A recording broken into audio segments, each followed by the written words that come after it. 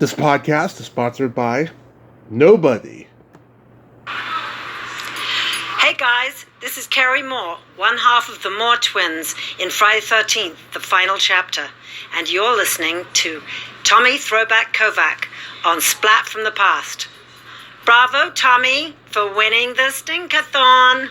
Hey dudes, welcome to Splat from the Past, the only 80s themed horror sci-fi show where things can get totally radical. Now today I have got a rare exclusive with the second assistant director on Friday the 13th, Part 3D. She was also Deborah Voorhees Corpse, and I am talking about Marilyn Poucher. Yes, Marilyn Poucher. She attacks Dana Kimmel on the boat at the end of Part 3, and she will be my third official, overall fourth guest from the movie, and it's going to be a great conversation. And she also did hair on the underrated sci-fi movie Testament. She did makeup for the 1987 TV Western The Quick and the Dead. She also worked on Till There Was You with Mark Harmon. And then she went into Standards and Practices at ABC. She worked for Disney. Lots of stuff there, and it's going to be a great conversation. It's only the second day of summer, and already Splat Summer is really, really kicking ass here, and I am just so lucky and so blessed. So yeah, here is my interview with Marilyn Poucher. Hey Marilyn, welcome to the show. How are you today? Hi, thank you for having me. I'm fine. Awesome. This is such a great honor. Thank you for taking the time today. Oh, you're welcome. So, going back in time, first off, are you born and raised in LA? No, I was born in upstate New York, and then my parents moved out here when I was just a few months old. Mm-hmm. And I grew up in Anaheim. Nice. So, were your parents in show business? Oh gosh, no. No, my dad was a safety specialist for Union Oil, and my mom was mostly a stay-at-home mom, but she did go to work at some point in time. But no, nobody's in the film business. So after high school, is that when you attended Cal State? Yeah, I went to Cypress Community College, and then I went to Cal State LA, and then I went to Claremont Graduate School for a year. Nice. And ended up working. I got my degree in art, and I ended up working for the woman that I went to study with at graduate school. What did you major in? I started off in ceramics, and then went from ceramics to weaving. So, tactile arts kind of thing. Right. Were you always gravitating towards film and the film business? No, I'm still very heavily involved with the art scene, but it was one of those funny situations where, you know how sometimes one little thing triggers a whole other sequence of events. I was working as a starving artist, and somebody set me up on a blind date with him, and he ended up being a first director. And then from him, I met some fantastic people that were also in the film industry, and that just sort of cascaded and led from one thing to another. It was, a funny detour, I guess. Yeah. From art to film. Mm-hmm. You're breaking up a little bit, just so you know. I'm sorry. So I met other people in the film business and became friends with them, and one thing led to another, and I met somebody else, and I was married to Peter Schindler for a while, and he was an assistant director, and he was the AD on the Friday the 13th movie, so that was, and because I was on set and I had the most narrow face of anybody on the crew, so they decided I was going to be Mrs. Voorhees coming out of the water. So it was just an organic domino effect that you got that job. Right, exactly. Mm-hmm. And having the thinnest face at the time, you know. Exactly. So I'm sure you get this all the time, but were you familiar with the first two Jason movies? Oh, sure.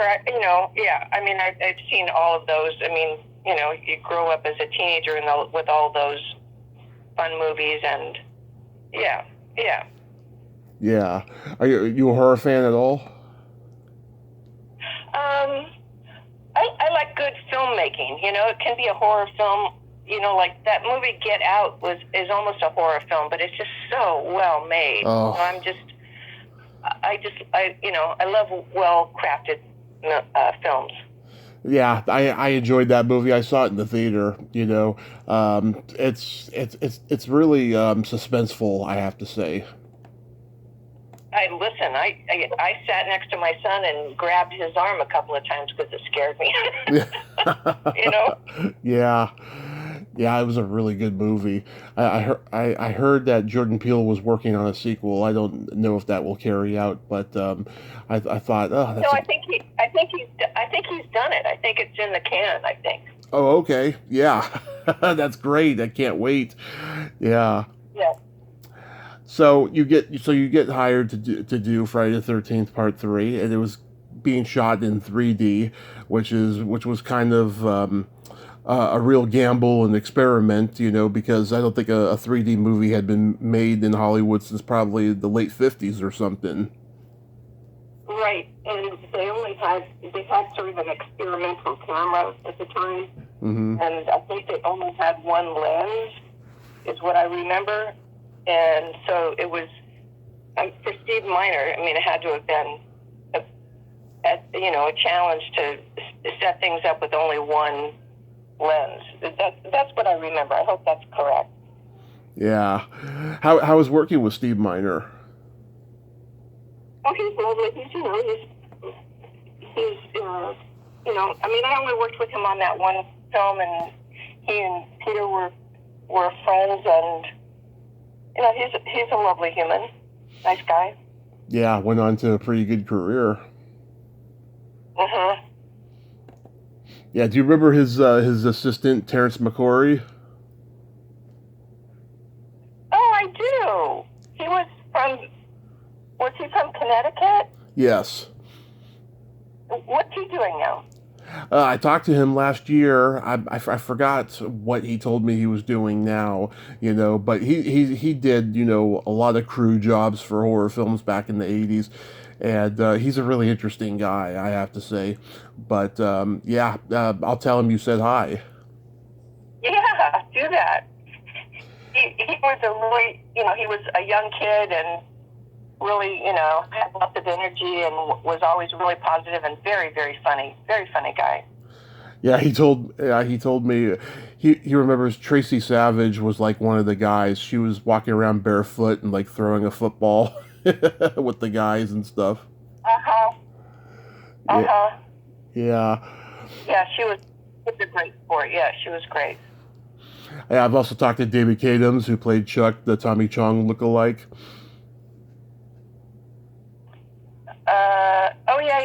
Yeah. Wow. Yeah. We got the whole cast and crew, huh? Yeah. His electrocution death was so over the top and funny. I loved it. Yeah. Do you watch it again just to sort of see it? But... Oh yeah, absolutely. You should watch it. It really holds up. Do you remember making specific scenes besides Mrs. Voorhees? Well, you know, it was funny that whole the whole process had so many funny things happening. We were in an exterior and it started raining, and so then we had to run for cover for an interior. And then CHP came by and they said, you guys got to get out of here because it's starting to snow and we won't be able to plow the road. And so I think we were down for 3 days or something because of just really weird things. And we got delayed on the set with the cabin because a swarm of bees had come in and we had to call a beekeeper to come and take bees away. It was...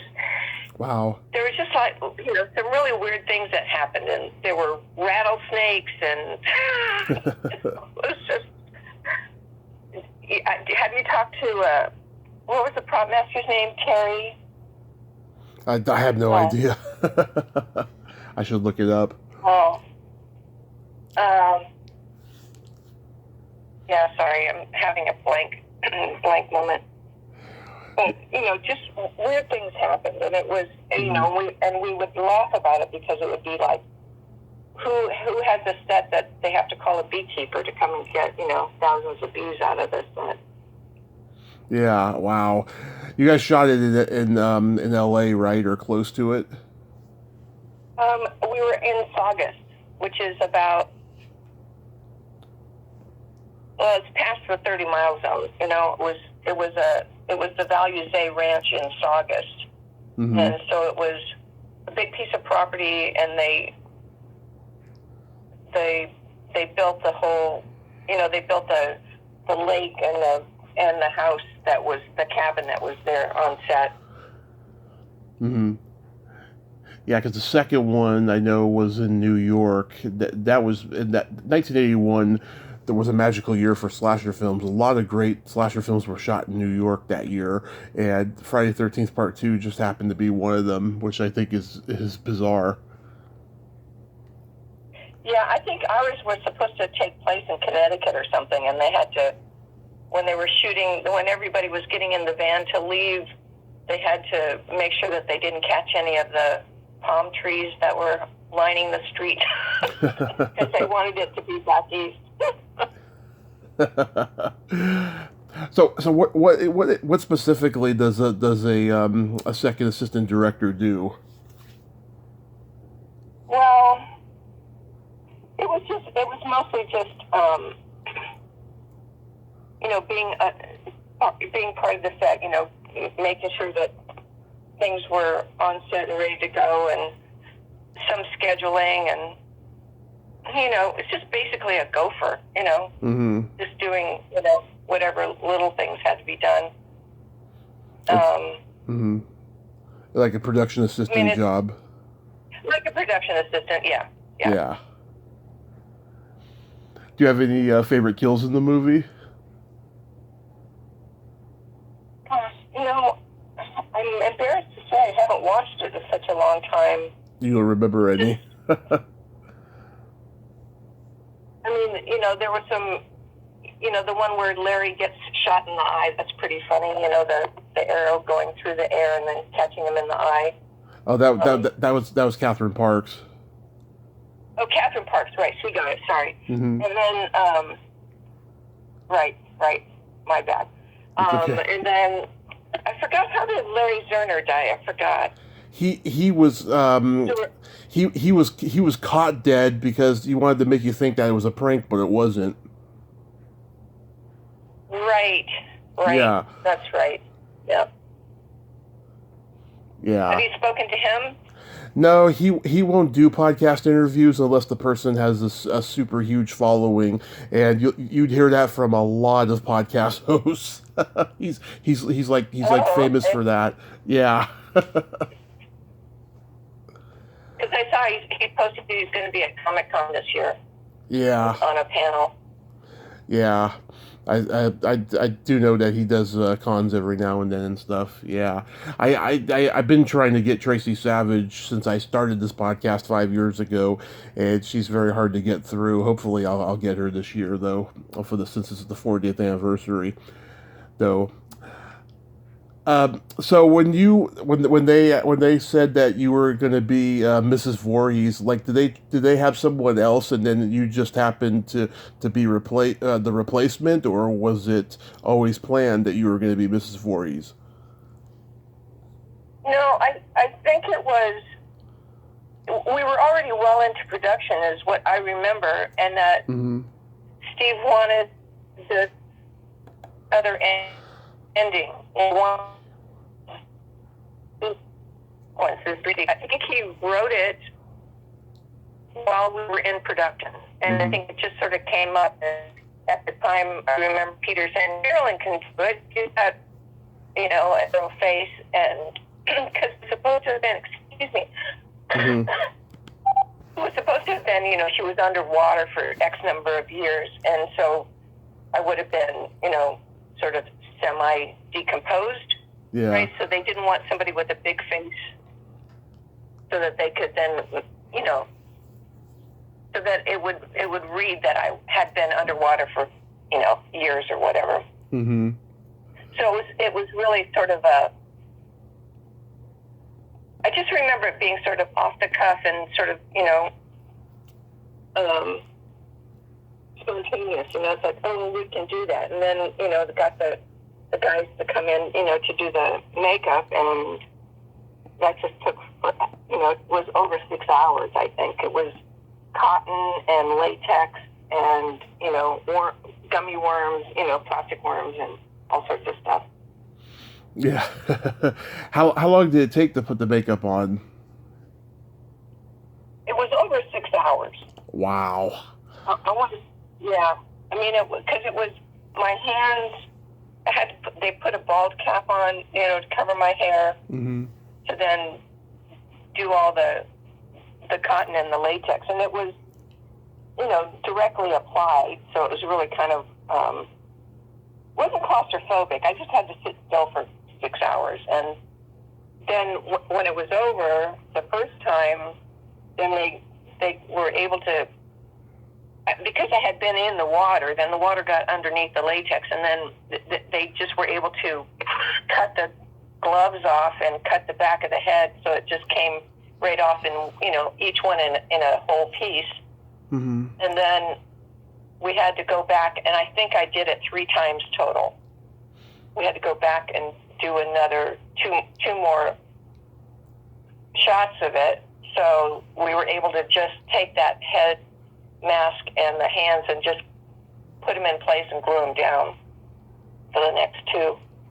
Excuse me. Sorry, I've got allergies, and it's just, my voice is cracking. Oh, it's okay. It happens all the time on here. Yeah, wow. And it's 6 hours, so how long did it take to take off? Well, because I had been in the water, it came off easily. It was, it didn't take long to come off because the water had gotten underneath there, and, I was in a wetsuit with a weighted belt to keep me down, in the water, and it didn't take long to come off, but it was taking a warm shower out in the middle of nowhere, and almost like camping, I guess, kind of rustic. Yeah, was the smell stinky? Well, the first time the water was real clean, it was very clean, and the next 2 times it was kind of yucky. It was pretty gross the second and third time. Third time it was probably the water. It was stagnant water, so it was full of pollywogs. By the third time, it was full of pollywogs and mosquito larvae, I think. Not very pretty. No, but it turned out to be a beautiful result. I like what they did with it, And don't you have like a fish hook on your cheek?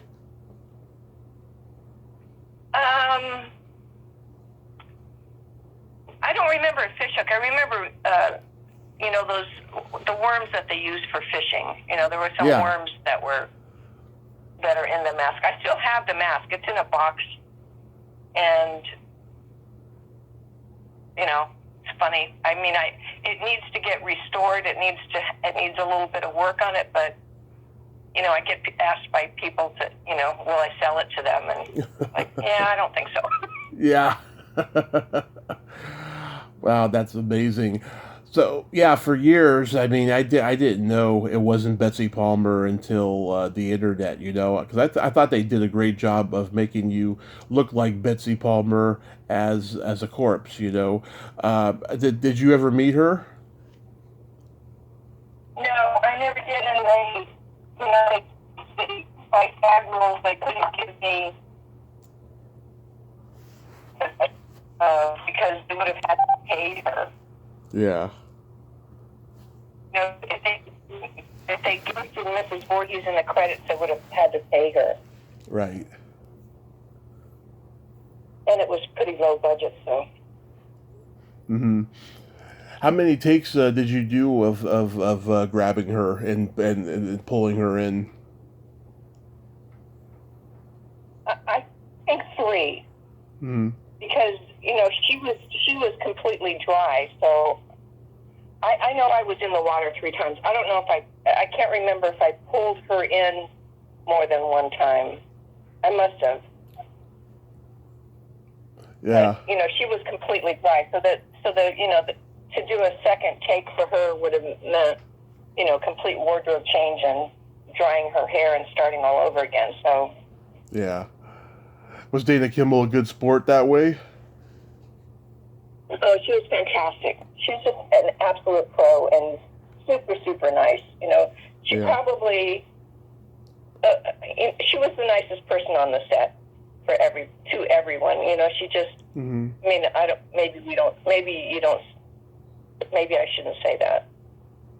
Yeah. She was really nice. She was very lovely. Mm-hmm. The guy who played the black biker, he is so hilarious when he's given Zerner that smile. Oh my God, is it kills me every time. Was he a nice guy? Very nice. Everybody was really nice. The whole it just was. Everybody was excited to do film and. We were having fun. The hard part was, when you shoot nights, you're shooting from, dusk to dawn. So that's always a strain for, if you're on a crew and you're shooting nights. But everybody was great that I remember. It was fun. Not all fun. Some of it wasn't fun. Yeah, it can't always be all fun. But yeah, I think that when people saw the first one in the theater, nobody expected young Jason to grab Adrienne King as Alice and pull her into the water like that. I mean, people literally jumped. Now, did you go to a screening for this movie, and did people jump when they saw your pulling her in the water?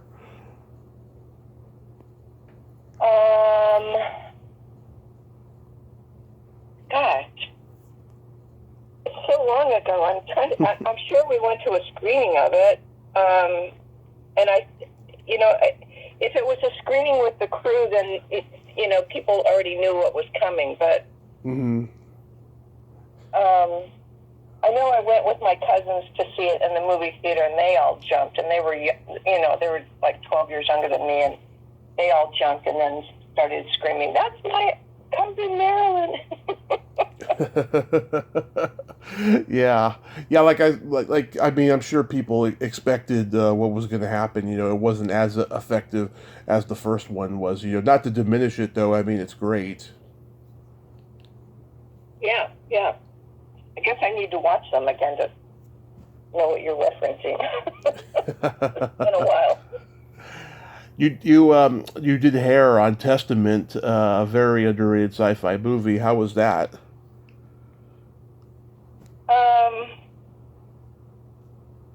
Yeah, I mean that was a it was just such a sad story. It was just yeah.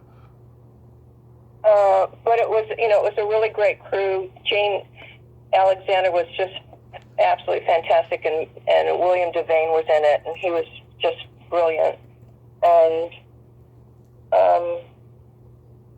yeah, I mean, I did hair and makeup on it, but I got a hair credit for some reason, so not sure about that. But it's neither here nor there. It was a that was a sad one. Yeah, it was a TV movie that ended up being picked up for theatrical release, and the actors sued for salaries. Oh, did they? Wow. Yeah. Wow. Yeah, that's what it says on IMDb. How about doing makeup for The Quick and the Dead?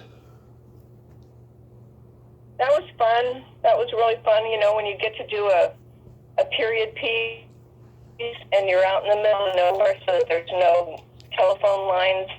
Mm-hmm. It was the 1800s, and cowboys and horses and sorts of, you know, that part is always fun to do something that's so period and that you're so remote that, you know, you're not seeing plane contrails going overhead and there's no electrical wires. And it was, you know, it's in a beautiful spot near Flagstaff. It just was, you know, it was really fun. It was really lovely. Mm-hmm. Yeah. Most people don't know Till There Was You, but I've seen it. I like it. I know the director said it was the lowest point of his career, but I think it's a nice little movie with Mark Harmon. I was working on that. So I only did the pickup shots for second unit on that, and I know somebody. I was the second AD with the friend, so he hired me, and it was just a couple of days' work. But Mark Harmon is just one of the nicest people you could ever want to meet, and you know, he's just him, and he just was, you know, he was a pleasure to work with.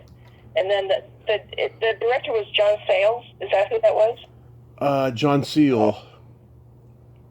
Seals, right. He was nice, but you could, you know, something wasn't right for him on that movie. You could tell, you know, there was some tension on the set. And Jerome Corbet was one of the other key actors who's really super lovely. Let me see.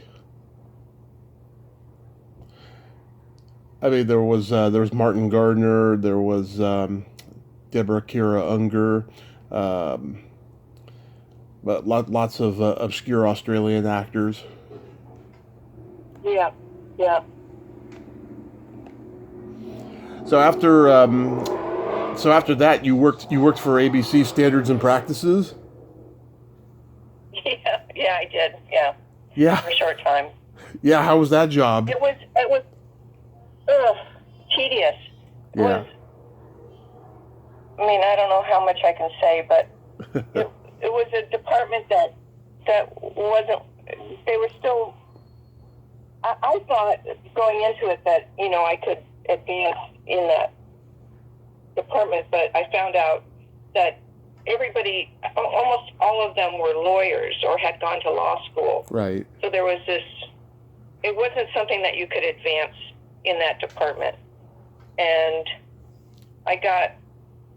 In the time that I was there, I wasn't there very long, but in the time I was there, I at least got them to stop handing out pieces of paper. You know, it was like, just, you know, put it in an email, send it out, you know, keep it electronic, you know, try to save a tree once in a while, you know. Yeah. but it's in a department that people had been in for a very long time, so there wasn't going to be any advancement there for me, so. Yeah, being a person who's not easily offended and has a body sense of humor, I don't think I could work a job like that. I don't think I could, you know, laugh at something and say, that's so awesome, but it has to go. You know? Yeah. Yeah. And it was a job of necessity for me at the time, because I needed to have a mom-friendly job that had, you know, office hours, so that I could pick up kids at school or drop them off, and, you know, that kind of thing. So it was out of necessity that I took that job. But, you know, you learn something every time you have something like that. Mm-hmm. You know, you do better for the next job that you get. Absolutely. And then you worked for Disney, right? I did. I worked for Disney online, and that was sort of one of those funny things that,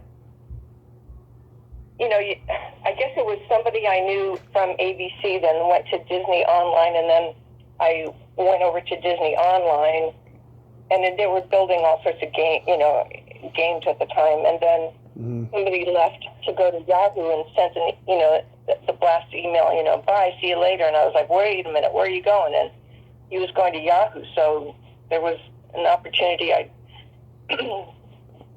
jumped at the opportunity to work at Yahoo, so that was really great. Mm-hmm. When you're with all tech people all day long and they're all talking about something that, it was just, big thinkers, people thinking outside the box. It was really challenging and very fun. Mm-hmm. That was during the Bob Iger period.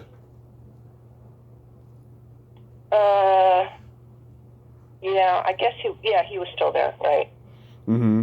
That was after Eisner, after he'd been there for a long time, after he rebuilt Disney. Mm-hmm. Yeah. Right. So what are you doing these days?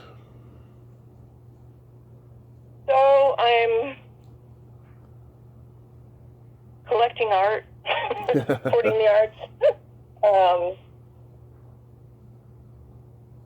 Just creating art as I have in the past, and trying to stay creative and, traveling. Like my kids and I travel, mm-hmm. and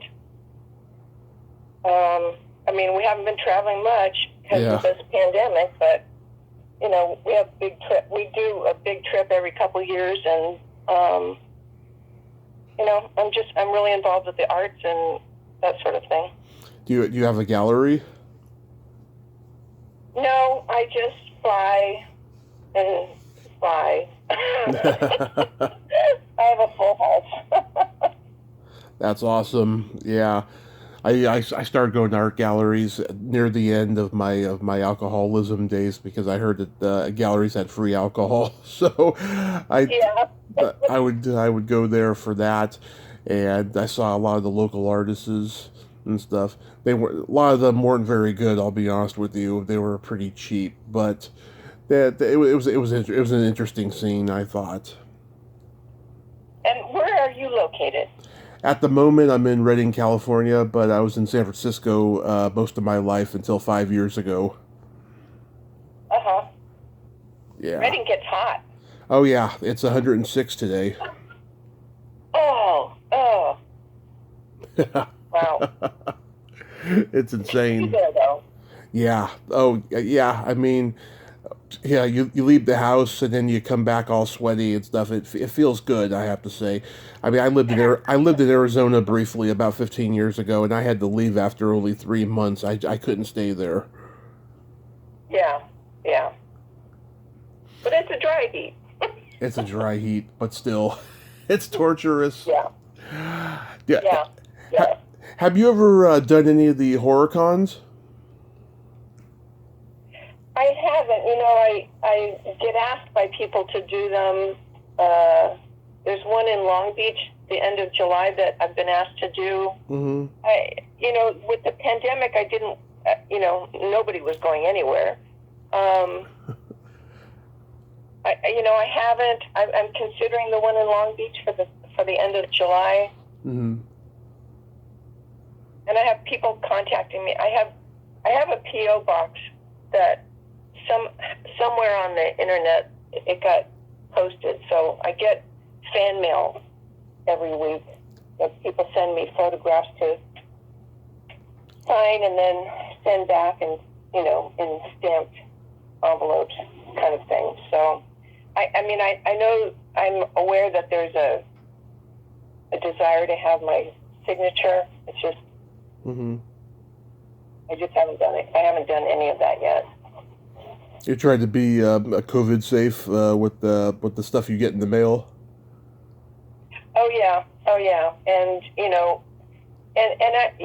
I'm happy to sign something for somebody and send it back to them if they include the paid postage. Because I don't see myself as being out of pocket to make somebody, get somebody a signed photo. But every once in a while, somebody will send me 10 or 20 things to sign, and I'm just like, yeah, that's not for your collection. I don't understand people who do that, people who want all these different things. I remember one time I was at Monsterpalooza, which they have twice a year in LA. They have one in Pasadena and one in Burbank, and it was my first Monsterpalooza. It was the one in Pasadena, and David Naughton from American Werewolf in London was there, and there was a guy in front of me. He was a goth guy wearing all black and stuff. He kept pulling out different things out of his bag for him to sign, and it's just like, dude, just take it all out. Don't just do one after another and sign this, because then David Naughton looked at me and was like, God, get me out of here.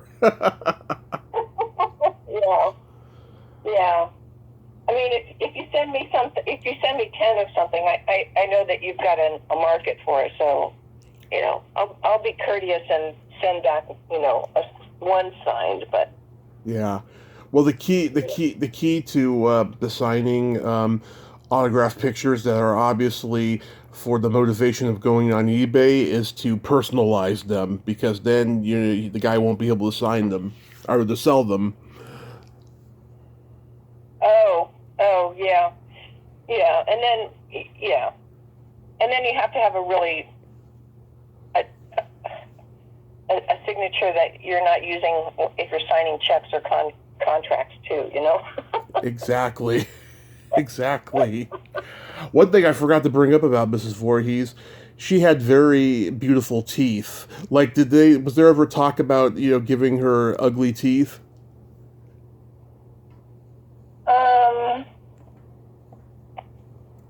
I'm trying